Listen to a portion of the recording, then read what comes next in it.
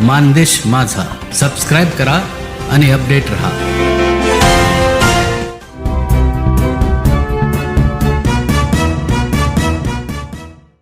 दिवसभर आपण सोलापूर शहरात होतात. विविध ठिकाणी नगरसेवकांच्या भेटी देखील आपण घेतलेल्या आहेत. कुठल्या कुठल्या पक्षाच्या नगरसेवकांच्या भेटी घेतलेल्या आहेत काय सांग?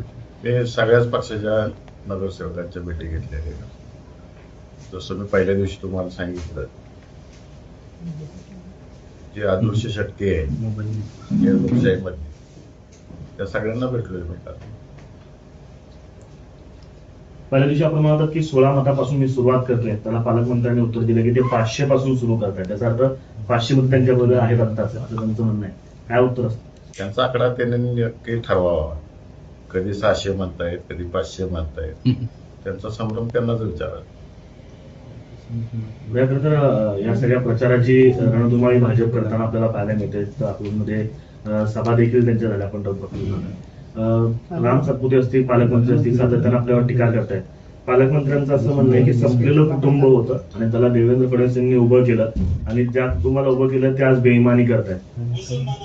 लोकशाही आहे, सगळ्यांना बोलण्याचा अधिकार आहे.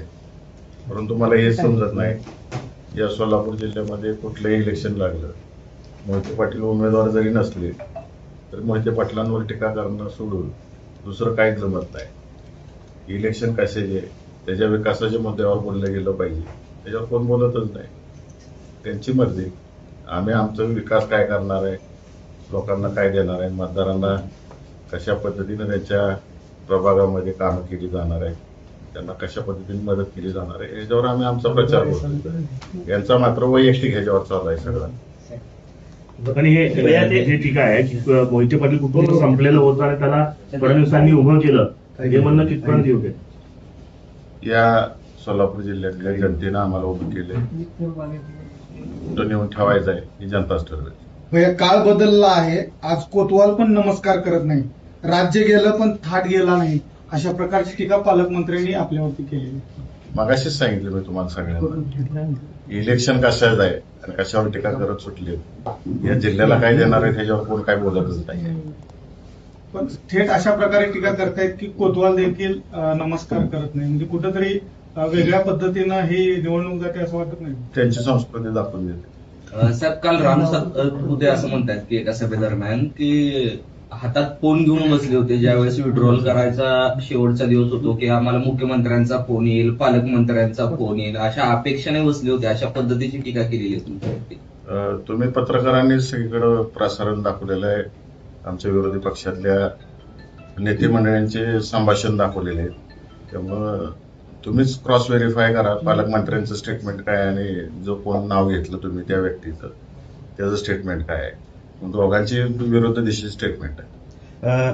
जयकुमार गोरे असं देखील म्हणाले की देवेंद्र फडणवीसांना ज्या कुटुंबाने दगा दिला त्यांना आम्ही धडा शिकवू, अशा पद्धतीचा कुठे मी माझ्या पक्षाचा प्रचार करतोय. माझ्या मतदारांना माझ्या जिल्ह्यात काय विकास करणार आहे हे सांगतोय.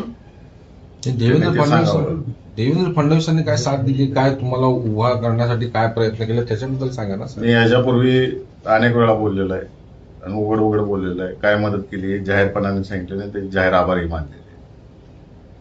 भैया, उत्तम जानकरांबाबत आपण म्हणाला होतात की घरातली भांडणं घरात मिटली का? घरातली भांडणं मी काय सांगू कशी मिटली आहे, काय मिटलं का नाही, ते दिसेल तुम्हाला.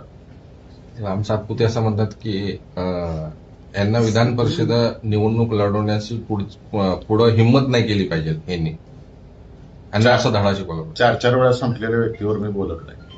तर पालकमंत्री काल भाषणामध्ये असंही म्हणाले की मी या जिल्ह्याचा पोस्टमॅन आहे आणि तुमच्या मदत घेत मी मुख्यमंत्र्यांपर्यंत पोहोचवतो आणि तिथून जर मला आदेश आले की कार्यक्रम करायचा तर मी एखाद्याचा कार्यक्रमही करतो आणि कोणाचा कार्यक्रम लावायचा असेल तर त्याचा कार्यक्रमही लावतो. ते पालकमंत्री आहेत, पोस्टमॅन आहेत, हे त्यांनी ठरवावं. भैया, खरं तर आपल्याच गटाचे आणि आपल्या पक्षाचे आमदार आहेत करमाळ्याचे, त्यांनी जाहीरपणे पाठिंबा जो आहे तो भाजपला दिलेला आहे. काय नक्की कारण आहेत? कारण अर्ज भरायच्या वेळी सुद्धा ते होते, नंतर जाहीर बैठक घेऊन त्यांनी पाठिंबा सुद्धा दिलेला आहे नारायणबा पाटलांनी. त्यांनाच विचारलेलं बरं आहे मला विचारण्यापेक्षा. माझे मतदार माझ्या बरोबर आहेत, मतदारांबरोबर मी काम करतोय. त्यांचे म्हणजे जेडपी सदस्य आहेत त्यांचे काही किंवा जे पंचायत समिती ते सुद्धा त्या बैठकीत होते. आणि कुठेतरी ते आपल्यापासून त्यांनी फारकत घेतली आहे का आणि याचा परिणाम आगामी लोकसभेवर होईल का? 600 अदृश्य मतदार माझ्या बरोबर आहे. साहेब की राजेंद्र राऊत यांनी मध्यंतरी काही दिवस अगोदर डीसीसी बँकेचा घोटाळा बाहेर काढला होता आणि त्याच्यामध्ये जे आहे की जे आत्ता भाजपमध्ये आलेले नेते आहेत आणि पूर्वी आपल्या पक्षात असतील किंवा अन्य पक्षातले जे नेते आहेत त्यांचे नाव प्रामुख्याने होते. आता ते नेते भाजपमध्ये आहेत. त्या अदृश्य शक्ती हीच नेते आहेत तुमच्या पाठी? माझे मतदार, माझ्या उमेदवारांचे मतदार हे अदृश्य शक्ती आहेत. आणि आम्ही कोणतेही विषय काढलेले नाहीत. आम्ही दुसऱ्या मुद्द्यांवरही इलेक्शन लढत नाही. स्थानिक स्वराज्य संस्थे जे आहेत त्या मुद्द्यांवरही इलेक्शन लढतो. त्यामुळं कुणाला कुठल्या गोष्टी आम्ही न बोलता काय लागत असेल तर त्यात आम्ही जबाबदार नाही त्याला.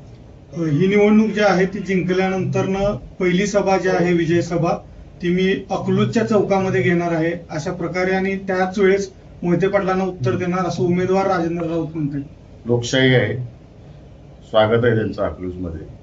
याच्यापूर्वी अनेक पक्षांच्या अनेक मोठ्या नेते मंडळींच्या सभा अकलूजला झालेल्या आहेत आणि अकलूज हे फार विचारवंत गाव आहे.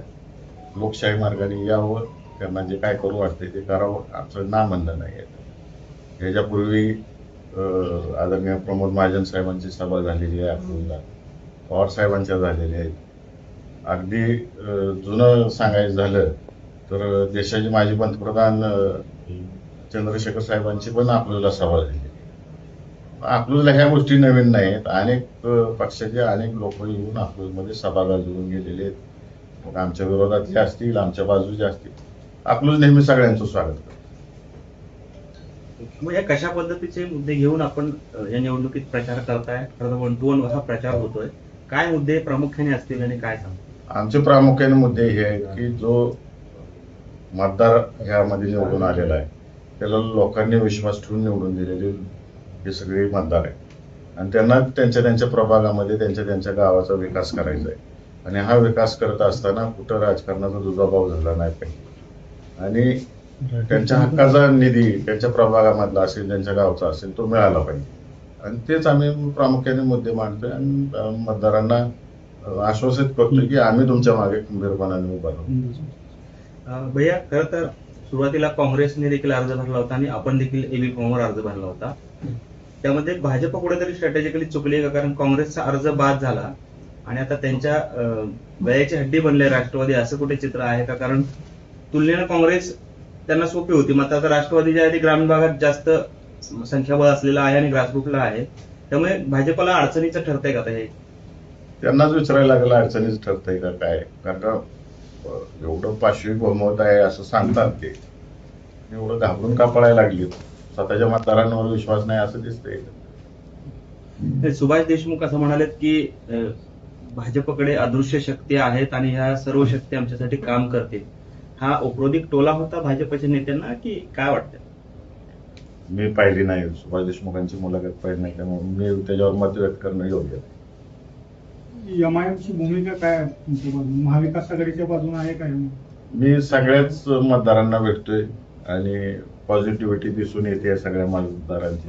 आपली व्यथा बडबडून मांडतायत माझ्यासमोर, त्यामुळे चांगला प्रतिसाद आहे. सत्ताधारी पक्षातले पण नगरसेवक मांडतात. उत्स्फूर्त त्या भेटी झाली, भरपूर भेटी झाल्या आणि आजही घेणार आहे. या कुठेतरी एमआयएम पक्षाला तुम्हाला पाठिंबा मिळेल असं तुम्ही सांगितलं होतं, त्यासाठी त्यांची बैठक झाली. त्या बैठकीनंतर काय तुमच्याशी बोलणं? सगळ्यांबरोबर आमच्या सकारात्मक बैठकी चालू आहेत. सर्व पक्षातल्या नगरसेवकांबरोबर सकारात्मक बैठक होते, उत्स्फूर्त प्रतिसाद मिळतो.